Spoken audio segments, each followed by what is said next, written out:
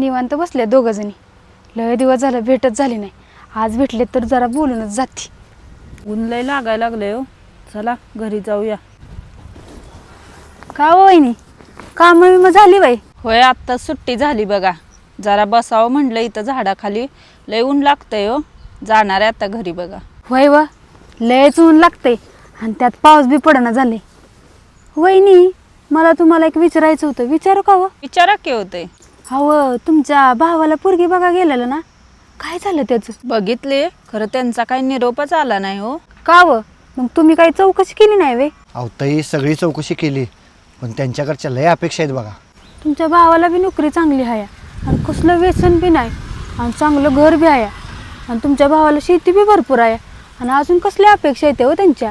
अहो मस्त सगळं चांगलं आहे, पण पोरगीच्या आईच्या अपेक्षा जास्त आहेत बघा. पोरगीला घर पाहिजे, मोठं बंगला पाहिजे, गाडी पाहिजे, पोराला सरकारी नोकरी पाहिजे आणि पोरगी खेड्यात राहणार नाही, शहरात राहणार, अशा त्यांच्या अपेक्षा आहेत. काय करायचं मग आपण? होय, खरं आहे, पण पोरीपेक्षा पोरीच्या आईच्याच लय अपेक्षा येते. अहो ताई, अपेक्षा ठेवणं काही चुकीचं नाही आहे बघा, पण आजकाल काय झालं माहिती आहे काय, सगळ्यांनाच नोकऱ्या पाहिजेत. अहो पण नोकऱ्या एवढ्या आणायच्या कुठनं?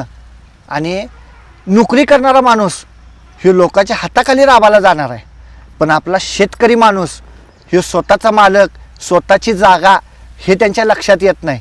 नोकरी करणाऱ्याला उठ म्हणलं की उठायचं आहे, बस म्हणलं की बसायचं आहे, पण इथं शेतकरी माणूस आपला जसं करल त्योच राजा माणूस आहे इथला, त्योच मालक आहे इथला, हे त्यांच्या लक्षात येत नाही. अहो जेवढं पिकवल तेवढं त्याचा फायदा आहे.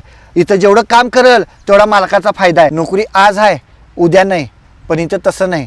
एक लक्षात ठेवा, उद्या जर नोकरी आहे म्हणून तुम्ही मुलगी दिली आणि जर उद्या त्या पोराची नोकरीच गेली तर ती दोघं खाणार काय?